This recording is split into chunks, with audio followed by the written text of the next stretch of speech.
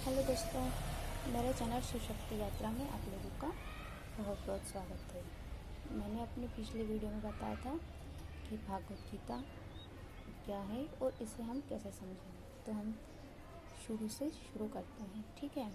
तो भागवत गीता का प्रारंभ होता है अधर्म के शुरू होने से, जब द्रौपदी का चीरहरण और पांडवों के साथ अन्याय होता है। इसी आधार पर उस धर्म युद्ध की नींव रखी जाती है। और भागवत गीता के होने के साक्ष्य सबसे ज़्यादा मिलते हैं इस बात से कि जो धृतराष्ट्र के सानिध्य में संजय होता है, उनको दिव्य दृष्टि प्राप्त होती है, जो इस चीज़ को देख के बताते हैं कि धर्म युद्ध में कौरवों और पांडवों के बीच जब वो युद्ध करने जाते हैं तब क्या होता है और किस कंडीशन में वो लोग होते हैं। ये सब चीज़ें धृतराष्ट्र को संजय बताते हैं, ठीक है। अब हम लोग आगे चलते हैं। सबसे पहले जब कौरवों और पांडवों की सेना आमने सामने खड़ी होती है तो अर्जुन बोलते हैं श्री कृष्ण से कि आप मेरे रथ को दोनों उसके बीच में लाके खड़ा कर दीजिए। जैसा कि आप लोग सब जानते ही हैं कि अर्जुन के सारथी श्री कृष्ण होते हैं, वो उनके मित्र भी होते हैं और उनका मार्गदर्शन करने वाले भी होते हैं। तो वो उसको बीच में लाकर खड़ा कर देते हैं, जहाँ से वो दोनों ओर की सेना यानी कि कौरवों की और पांडवों की सेना को देखते हैं। उसके बाद निरीक्षण करते हैं और अवलोकन करते हैं। उसके बाद उन्हें अपने आप ही विषाद योग हो जाता है कि वो सोचने लगते हैं कि मैं इस युद्ध को नहीं कर सकता, क्योंकि जिनसे मैं युद्ध कर रहा हूँ वो सब लोग मेरे अपने हैं, मेरे गुरु हैं, मेरे पिता हैं, मेरे दादा हैं, मेरे मित्र हैं, मेरे भाई हैं। मैं इन लोगों से युद्ध नहीं कर सकता। मैं अपनों का रुधिर बहा के कोई भी विजय प्राप्त नहीं कर सकता। और ऐसा करके मुझे क्या हासिल होगा, क्या परिणाम होगा इसका, ऐसा करने से मुझे क्या प्राप्त होगा। कुल मिलाकर वो इतना उलझ जाते हैं इस तरीके से कि वो नहीं समझ पाते कि उनको क्या करना है और क्या नहीं करना है। तो वो युद्ध करने के लिए मना कर देते हैं। तो अब हम बात करते हैं कि इस टाइम पे अर्जुन की स्थिति ऐसी होती है, बिल्कुल जैसे अर्जुन की स्थिति में और सामान्य लोगों जो नहीं समझते हैं उनकी स्थिति में ज़्यादा अंतर नहीं होता है। और जो श्री कृष्ण है उसे हम इस तरीके से समझें कि जैसे हमारी आत्मा हमें निर्देश देती है, उसी टाइप से अर्जुन को समझाने के लिए, यानी कि हमारे शरीर को समझाने के लिए हमारी आत्मा निर्देशित करती है। उसी तरह से श्री कृष्ण है, जो कि हर इंसान के अंदर आत्मा रूपी श्री कृष्ण हमें हर समय संदेश देते हैं और समझाते हैं कि हमें क्या करना है और क्या नहीं।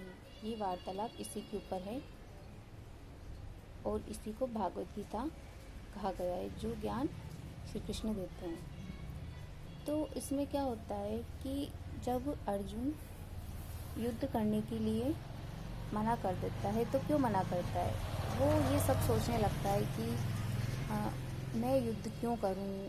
वो इस माया जाल में फंस जाता है। एक तरीके से मैं कहूँ तो वो अपने कर्तव्य से भागने लगता है। वो नहीं चाहता इस दुनिया के डर से कि लोग क्या कहेंगे, क्या सोचेंगे, मैंने अपने ही कुल का नाश कर दिया, इसलिए वो हर चीज़ से पीछे हटने लगता है। जबकि वो उस जगह खड़ा हुआ होता है जहाँ से वो पीछे नहीं जा सकता। ऐसी कंडीशन हर इंसान के साथ होती है दोस्तों, कि इंसान रहता तो इस दुनिया में जहाँ ही शरीर होता है, लेकिन जो उसकी आत्मा होती है वो किसी और दुनिया में होती है, जो सिर्फ सत्य का ज्ञान करवाती है, सिर्फ सत्य समझाती है। और उसके लिए कोई सीमा नहीं होती आत्मा की, लेकिन इंसान के सोचने की और करने की हर चीज़ की सीमा होती है। तो वो उस चीज़ को नहीं समझ पाता है अर्जुन, कि उसे क्या करना चाहिए, क्योंकि वो कुल मिला के उस स्थिति को टालना चाहता है कि मैं जैसे तैसे इस स्थिति से बच निकलूं और मुझे ये युद्ध ना करना पड़े, क्योंकि उसका मन भ्रमित हो जाता है, इस दुनिया की माया में फंस जाता है कि मैं अपनों को कैसे मारूं, अपनों का रक्त बहाकर मैं क्या हासिल कर लूँगा, क्या पाऊँगा। जबकि बात यहाँ रक्त बहाने की नहीं थी, ये था धर्म युद्ध, जो कि धर्म के लिए किया जा रहा था, क्योंकि अधर्म इतना बढ़ गया था तो ये युद्ध होना ज़रूरी हो गया था।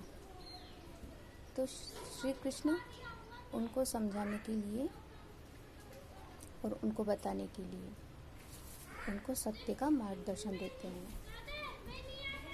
तो वो बोलते हैं, श्री कृष्ण कहते हैं कि तुम्हें इनको मारना ही पड़ेगा, और अगर तुम इनको नहीं मारोगे, यानी कि अगर तुम कौरवों को नहीं मारोगे, तो ये कौरव और ये जो भी लोग तुम्हारे शत्रु बन के खड़े हैं वो तुम्हें मार देंगे, क्योंकि युद्ध में एक का मरना तो निश्चित है, कोई तो मरेगा, तभी कोई जीत सकता है।